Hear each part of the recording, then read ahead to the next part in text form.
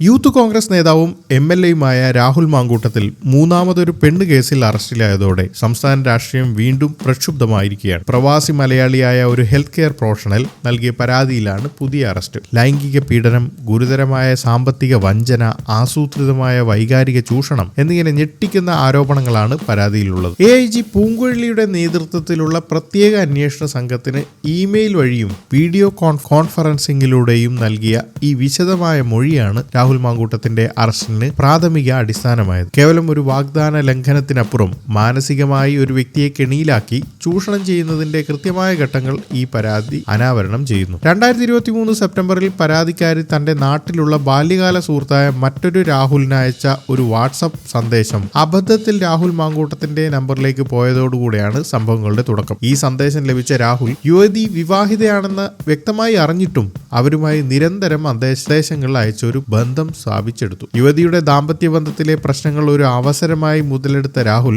അവരെ മാനസികമായി സ്വാധീനിക്കുന്ന ഒരു പ്രക്രിയയ്ക്ക് തുടക്കമിട്ടുവെന്ന് പരാതിയിൽ പറയുന്നു. ഭർത്താവിനെ ഉപേക്ഷിച്ച് തന്നോടൊപ്പം ജീവിക്കാൻ നിർബന്ധിക്കുകയും വിവാഹം ചെയ്യാമെന്നും ഭാവിയിൽ തങ്ങളുടെ കുഞ്ഞുങ്ങൾക്ക് നല്ലൊരു അച്ഛനായിരിക്കുമെന്നും വാഗ്ദാനം നൽകി യുവതിയുടെ വിശ്വാസം നേടിയെടുത്തു. ഏറ്റവും ദുർബലമായ മാനസിക അവസ്ഥയിൽ ഒരു രക്ഷകനായി അവതരിച്ച് അവരെ വൈകാരികമായി തന്നിൽ പൂർണ്ണമായും ആശ്രിതനാക്കി മാറ്റി. 2024 ലോക്സഭാ തെരഞ്ഞെടുപ്പ് കാലത്ത് നാട്ടിലെത്തിയ യുവതിയോട് സ്വകാര്യമായി സംസാരിക്കാനുണ്ടെന്ന് പറഞ്ഞ് പത്തനംതിട്ടയിലെ ഒരു ഹോട്ടലിൽ സ്വന്തം പേരിൽ മുറിയെടുക്കാൻ രാഹുൽ ആവശ്യപ്പെട്ടു. തുടർന്ന് മുറിയെടുത്ത രാഹുൽ ഗർഭനിരോധന മാർഗങ്ങൾ ഉപയോഗിക്കാൻ വിസമ്മതിക്കുകയും തന്നിൽ ഒരു കുഞ്ഞു വേണമെന്ന് നിർബന്ധിക്കുകയും ചെയ്തുകൊണ്ട് അതിക്രൂരമായി ലൈംഗികമായി പീഡിപ്പിച്ചു എന്നതാണ് പരാതിയിലെ പ്രധാന ആരോപണം. ഇതിനുശേഷം തിരഞ്ഞെടുപ്പ് പ്രചാരണത്തിനായി വടകരയിലായിരിക്കുമ്പോൾ അവിടുത്തെ ഫ്ളാറ്റിലേക്ക് വരാനും ഇയാൾ ആവശ്യപ്പെട്ടതായി പരാതിയിൽ പറയും. പീഡനത്തിന് ശേഷം വിദേശത്തേക്ക് മടങ്ങിയ യുവതി താൻ ഗർഭിണിയാണെന്ന വിവരം രാഹുലിനെ അറിയിച്ചു. എന്നാൽ ഈ വാർത്ത കേട്ട രാഹുൽ കുഞ്ഞിന്റെ പിതൃത്വവും നിഷേധിക്കുകയും വല്ലവരുടെയും കുട്ടിയെ തന്റെ തലയിൽ കെട്ടിവയ്ക്കാൻ നോക്കുന്നു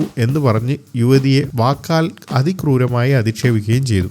ഈ കടുത്ത മാനസിക പീഡനവും അവഗണനയും കാരണം തനിക്ക് ഗർഭചിത്രം നടത്തേണ്ടി വന്നുവെന്നും യുവതി മൊഴി നൽകിയിട്ടുണ്ട്. പിതൃത്വം തെളിയിക്കുന്നതിനായി യുവതി ഭ്രൂണത്തിന്റെ DNA പരിശോധന നടത്താൻ തീരുമാനിച്ചു. പരിശോധനയുടെ ഭാഗമായി വിദേശത്തുള്ള ഏജൻസി രാഹുലിനെ ഔദ്യോഗികമായി ഇമെയിൽ അയച്ചെങ്കിലും അയാൾ പൂർണ്ണമായി അവഗണിച്ചു. ഇതിന് പിന്നാലെ രാഹുൽ യുവതിയെ ഫോണിൽ വിളിച്ച് അതിരൂക്ഷമായി ഭീഷണിപ്പെടുത്തി. പരാതിയുമായി മുന്നോട്ടു പോയാൽ സഹോദരിയുടെ വിവാഹം മുടക്കുമെന്നും കുടുംബത്തെ ഒന്നടങ്കം അപായപ്പെടുത്തുമെന്നും ഭീഷണിപ്പെടുത്തിയതായും ഇത് കാരണം പരാതി നൽകാൻ വൈകിയെന്നും യുവതി വെളിപ്പെടുത്തി.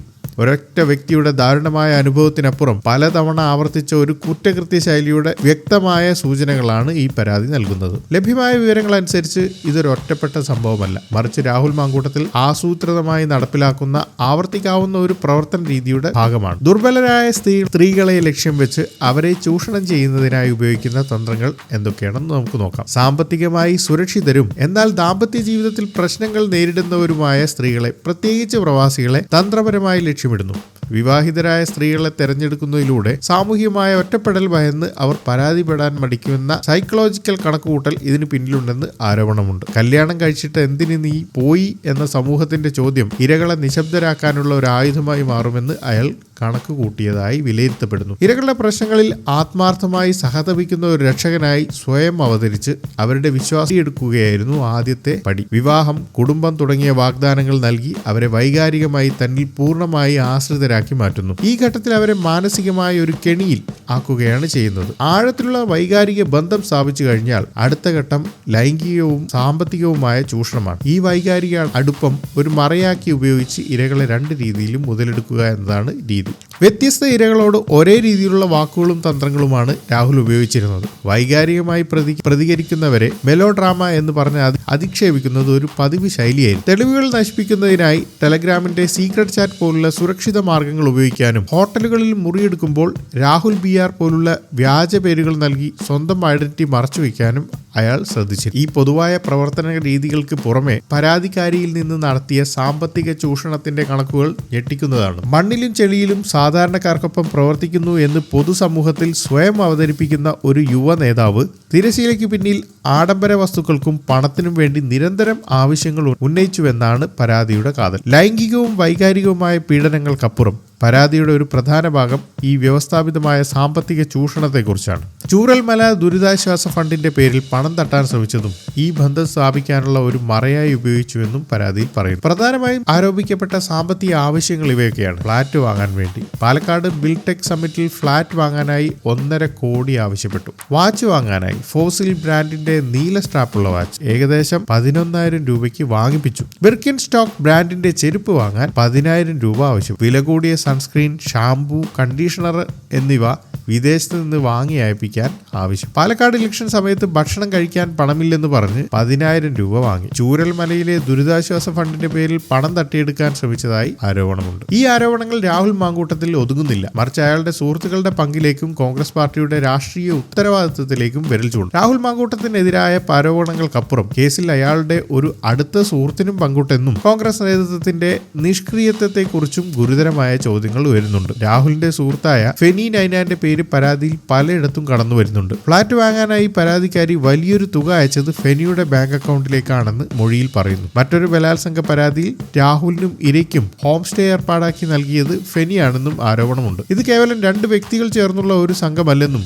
കൂടുതൽ കണ്ണികൾ ഇതിന് പിന്നിലുണ്ടാകാമെന്നുമുള്ള സൂചനയാണ് നൽകുന്നത്. VD സതീശൻ ഉൾപ്പെടെയുള്ള മുതിർന്ന കോൺഗ്രസ് നേതാക്കൾക്ക് രാഹുലിന്റെ ഉത്തരം ഇടപാടുകളെക്കുറിച്ച് തന്നെ അറിവുണ്ടായിരുന്നുവെന്ന് പറയപ്പെടുന്നു. രാഹുലിന്റെ പാർട്ടിയിൽ നിന്ന് സസ്പെൻഡ് ചെയ്തതുകൊണ്ട് മാത്രം പാർട്ടിയുടെ ഉത്തരവാദിത്തം അവസാനിക്കുന്നില്ല. പാർട്ടിയുടെ വിശ്വാസ്യതയിൽ മത്സരിച്ച് ജയിച്ച രാഹുൽ മാങ്കൂട്ടത്തിനെ കൊണ്ട് MLA സ്ഥാനം രാജിവെപ്പിക്കാൻ കോൺഗ്രസ് നേതൃത്വം തയ്യാറാകണമെന്ന ശക്തമായ ആവശ്യവും ഉയരുന്നുണ്ട്. ഇനിയും കൂടുതൽ ഇരകൾ സമാനമായ പരാതികളുമായി മുന്നോട്ട് വരാൻ സാധ്യതയുണ്ടെന്നും സൂചനകളുണ്ട്. ലൈംഗികവും വൈകാരികവും സാമ്പത്തികവുമായ ചൂഷണത്തിന്റെ ഞെട്ടിക്കുന്ന വിവരങ്ങൾ അടങ്ങിയ ഒരു പരാതിയുടെ അടിസ്ഥാനത്തിലാണ് രാഹുൽ മാങ്കൂട്ടത്തിലിന്റെ അറസ്റ്റ്. ദുർബലരായ സ്ത്രീകളെ ലക്ഷ്യം വെച്ച് വിവാഹം വാഗ്ദാനം നൽകി വഞ്ചിക്കുന്ന പലതവണ ആവർത്തിച്ചുള്ള ഒരു കോപ്പി പേസ്റ്റ് പ്രവർത്തന ശൈലിയാണ് എല്ലാ ആരോപണങ്ങളുടെയും കാതൽ. പ്രത്യേക അന്വേഷണ സംഘം കേസിൽ അന്വേഷണം തുടരുകയാണ്. DNA പരിശോധനാ ഫലം ഉൾപ്പെടെയുള്ള നിർണായകമായ തെളിവുകൾ പുറത്തുവരുന്നതോടെ ഈ ഉന്നതതല കേസിന്റെ കൂടുതൽ വിശദാംശങ്ങൾ വെളിപ്പെടുമെന്ന് പ്രതീക്ഷിക്കാം.